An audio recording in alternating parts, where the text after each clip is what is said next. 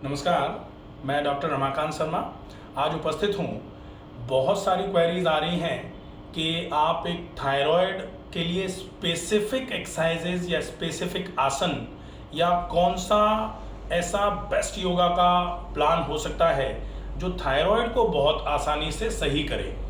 तो आज हम उपस्थित हैं थायराइड को ट्रीट करना योग के माध्यम से, तो best yoga for thyroid problems.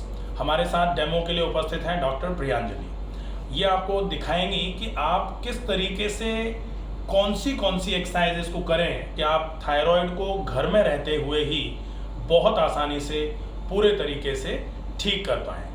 आपके लिए सबसे ज़्यादा ज़रूरी जो पार्ट है वो सिर्फ इतना सा है कि आप ये देखें कि किस पोस्चर को किस तरीके से करना है। सबसे पहले हम शुरुआत करेंगे लूजनिंग एक्सरसाइज या फिर गर्दन की specific exercise for thyroid activation.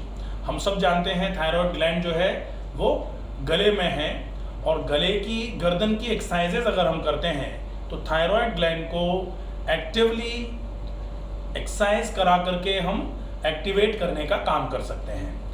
कैसे एक्सरसाइज करेंगे गर्दन की, गले की, हम देखेंगे। सबसे पहले सीधे बैठे हुए हैं, दोनों कंधे बिल्कुल स्ट्रेट। अब हम श्वास को भरते हुए पूरे अपने सिर को पीछे की तरफ ले जाएंगे, गले से बिल्कुल गर्दन को पीछे झुकाते हुए। ये जो हिस्सा है गले का हमारा, आप देखें किस तरीके से डॉक्टर प्रियांजलि कर रहे हैं इसको। यहाँ से पूरा पीछे जाना है तो यहाँ पर स्ट्रेचिंग का इफेक्ट आना चाहिए। जितना स्ट्रेचिंग का इफेक्ट मैक्सिमम आएगा, थायराइड ग्लैंड उतने अच्छे तरीके से स्टिमुलेट होगी। श्वास को भरते हुए गए थे, धीरे से श्वास को छोड़ते हुए, अगर किसी के गर्दन में दर्द नहीं है तो वो श्वास को छोड़ते हुए पूरा आगे की तरफ आकर के ये वाला जो हिस्सा है अभी हमने स्ट्रेच किया था, अब हम इसको कंप्रेस करेंगे जोर से। पूरा ये वाला हिस्सा जो है ये हमारी जो दोनों क्लेविकल्स के बीच का जो हिस्सा है, जुगुलर नॉच जिसको बोला जाता है, यहाँ पर इस तरीके से लगा के रखना है। आप देखें किस तरीके से हो रहा है। फिर श्वास को भरते हुए पूरा पीछे ले जाना है गर्दन से, सिर को श्वास को छोड़ते हुए धीरे धीरे करके पूरा मैक्सिमम आगे की तरफ आना है। इससे ये जो थायराइड ग्लैंड है ये पूरा स्ट्रेच हो रही है, पूरा कंप्रेस हो रही है।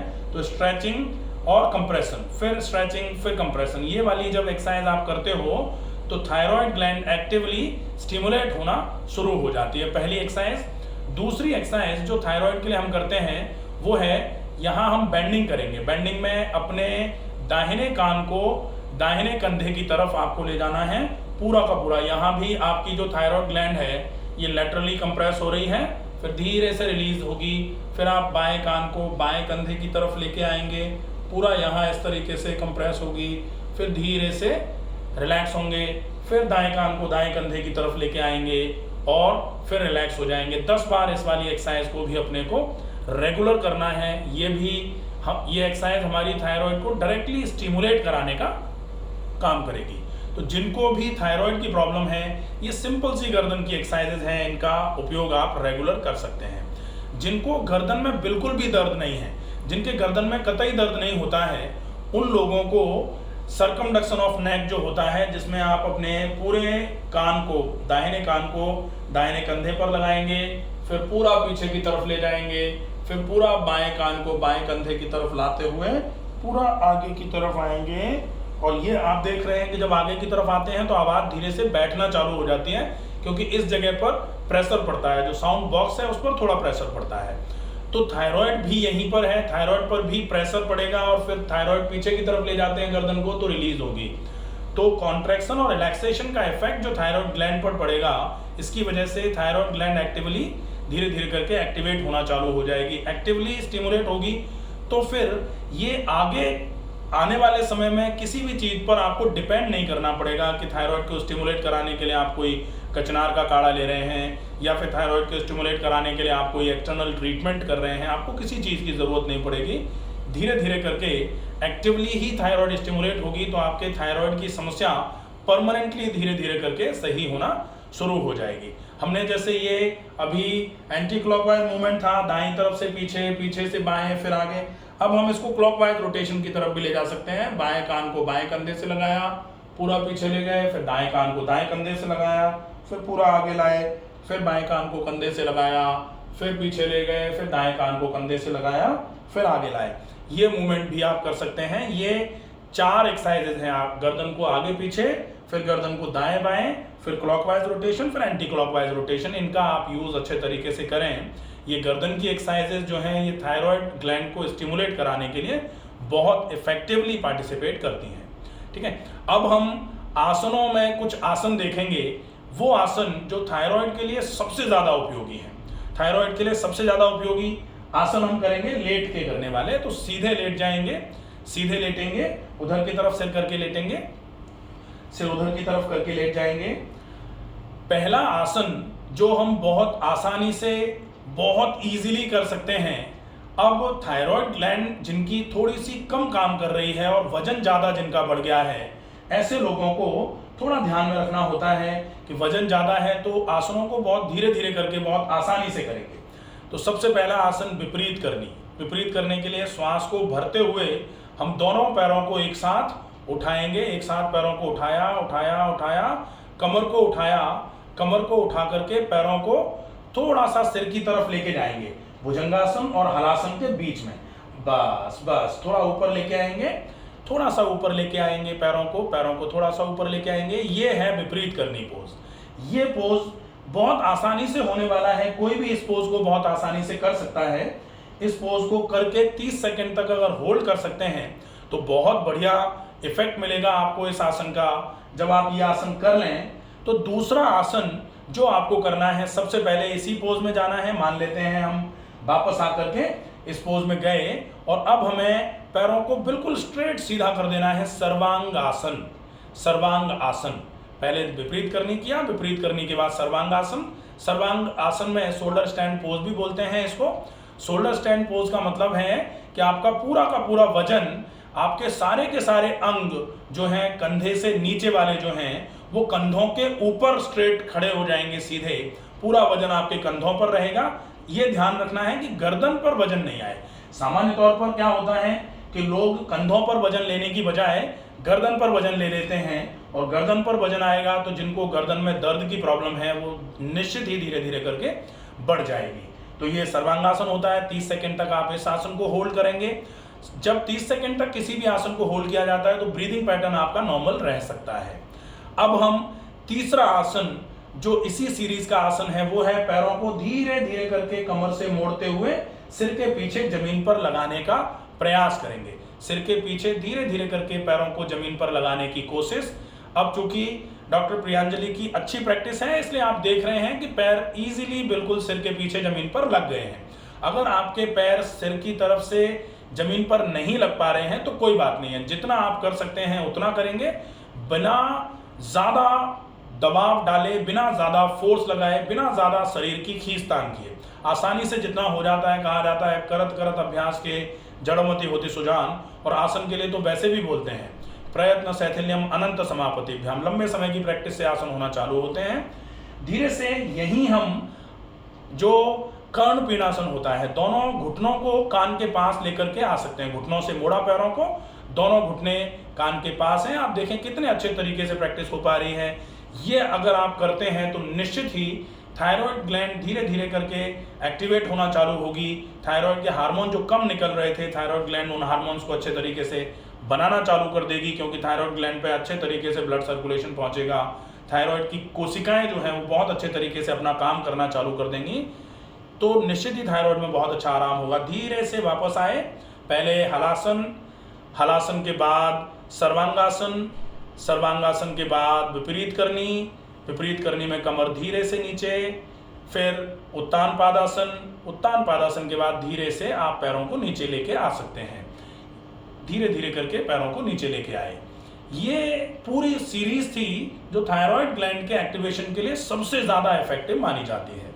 अब हम देखेंगे कि और ऐसा सिंपल आसन, अब बहुत सारे लोग ये कह सकते हैं कि ये वाले आसन शायद ना हो पाए, तो जिनसे नहीं हो पाए वो प्रयास करें करने का।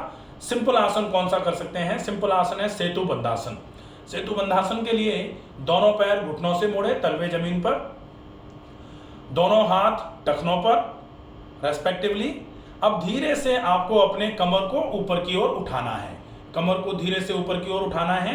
यहाँ आपकी जुगलर नॉच जो है वो आपके चिन पर टच होगी, जुगलर नॉच चिन पर टच होगी। आप पूरे तरीके से सेतुबंधासन की अवस्था में लेटे हुए हैं। श्वास की गति जो है वो सामान्य हो, श्वास को आराम से सहज श्वसन में भरना और छोड़ना जारी रखना है। धीरे से आप अपनी कमर को नीचे की तरफ लेके आ जाएं। ये सेतुबंधासन है, इसका अभ्यास कोई भी बहुत आसानी से कर सकता है। बहुत अच्छा आपको इस आसन को करने से लाभ होगा। सेतुबंधासन हो जाता है। इसके बाद एक आसन जो सामान्य तौर पर थायराइड को स्टिमुलेट कराना या थायराइड को एक्टिवेट कराने के लिए जरूरी है, वो आसन होता है। उसको सामान्य तौर पर ऐसा बोला जाता है कि जब आपकी गर्दन पास पास आती है, जब आपका ये जो जुगलर नॉच है, ये चिन जब जुगलर नॉच पर टच होती है तो ये हाइपोथायरॉइड में काम करता है, और जब आप मत्स्यासन करते हो तो ये हाइपरथायरॉइड में काम करता है। तो थायराइड को रेगुलेट कराने का, थायराइड को एक्टिवेट कराने का काम है। थायराइड अगर ज़्यादा काम कर रही है तो वो सने सने नॉर्मल काम करने की तरफ आ जाए, तो धीरे धीरे करके अपने थायराइड का हाइपर एक्टिवेशन है जो नॉर्मल होगा। अगर थायराइड हाइपो काम कर रही है, कम काम कर रही है, तो वो नॉर्मल की तरफ चलेगी। इसका मतलब थायराइड अपने हार्मोन सही तरीके से निकालना शुरू कर देगी। तो हम मत्स्यासन का अभ्यास करेंगे। मत्स्यासन में दोनों पैर मिले हुए, दोनों हाथ हथेलियां जमीन पर रख करके कंधों के बगल में आप हाथों के सपोर्ट से अपने क्राउन ऑफ हेड को जमीन पर रखेंगे। अब आप दोनों हाथों को धीरे से अपने फ्रंट थाइस पर लगा लेंगे।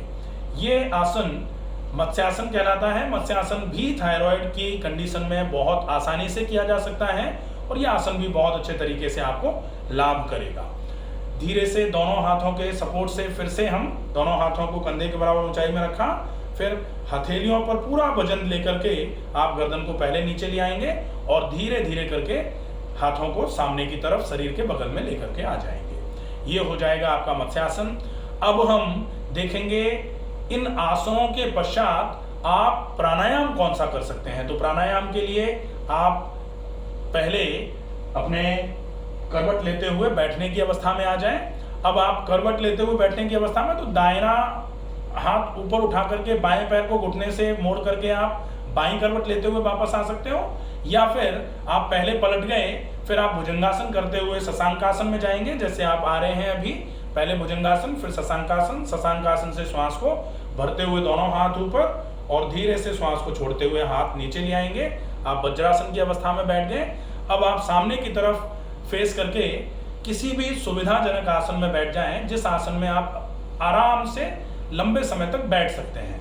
अब हम प्राणायाम का अभ्यास जो है वो करेंगे, और इसमें मूल प्राणायाम जो होता है, जो सबसे ज्यादा जरूरी है, सबसे ज्यादा काम करता है प्राणायाम, है उज्जाई प्राणायाम। उज्जाई प्राणायाम के लिए लंबी गहरी पूरी श्वास को पहले भरेंगे और भरी गई श्वास को धीरे से पूरी श्वास को छोड़ेंगे। छोड़ने के बाद गले को भींच करके, आप देखें ये गला है, गले को भींच करके आपको श्वास को भरना है। देखें, पूरी श्वास छोड़ी। अब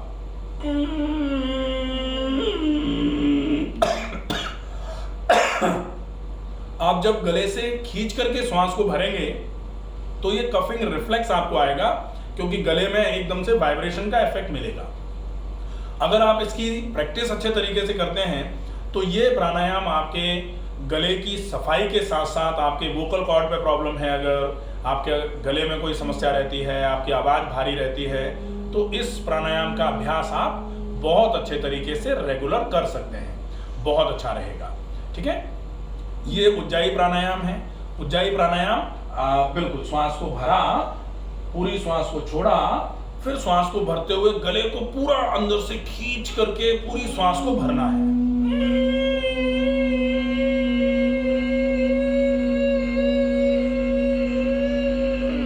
ये अब जैसे ही ये प्रैक्टिस करते हो, अगर गले से थोड़ा सा तेज आवाज चली जाती है, थोड़ा सा एयर चली जाती है, तो आपको कफिंग रिफ्लेक्स भी आता है, वो सामान्य है। अगर कफिंग रिफ्लेक्स आ रहा है तो कोई दिक्कत वाली बात नहीं है। अब हम देखेंगे कि कुछ लोग आसन के रूप में एक आसन करते हैं, जिस आसन का नाम तो वैसे सिंह गर्जनासन है, लेकिन ये सामान्य तौर पर श्वास की क्रिया होती है जब आप मुंह से श्वास को छोड़ते हैं। तो सिंह गर्जनासन के लिए आपको क्या करना होता है, आप सबसे पहले क्वाड्रपेड पोजीशन में आ जाते हैं। क्वाड्रपेड में आने के लिए दोनों पैरों को खोला, घुटनों के बल आए, दोनों हाथ इस तरीके से सामने की तरफ जमीन पर रखें, दोनों हाथ इस तरीके से जमीन पर रखें। अब आप अपनी गर्दन को पूरा ऊपर की तरफ खींचते हुए छत की तरफ देखेंगे। जीभ को जितना बाहर निकाल सकते हैं उतना बाहर निकाल करके जोर से दहाड़ने की आवाज, सिंह की तरह दहाड़ना, सिंह की तरह जोर से दहाड़ना। हाँ, जितनी जोर से दहाड़ सकते हैं, जितनी आवाज तेज निकाल सकते हैं। जैसे ये बैठे, जीभ को निकाला, ये जो होता है, ये जो है ये गले की सफाई के साथ साथ आपके लिए बहुत अच्छा व्यायाम होगा जो थायराइड को एक्टिवेट कराने का काम करेगा। तो ये एक आसन है, आसन के रूप में भी इसका अभ्यास आप कर सकते हैं। तो ये बहुत इफेक्टिव है, बहुत आसानी से हो रहा है। ठीक है, अब हम एक बंध का अभ्यास करेंगे। हाँ, ये बहुत अच्छा है।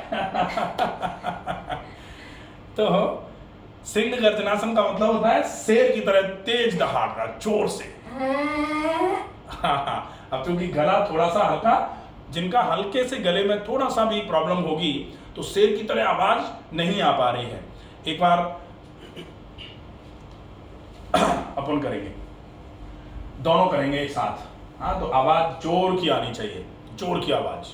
हाँ, जोर की आवाज के लिए दोनों हाथ ये रखे, जीभ को पूरा बाहर निकाला, मुंह को पूरा खोला, पूरी श्वास को भरा और जोर से आवाज।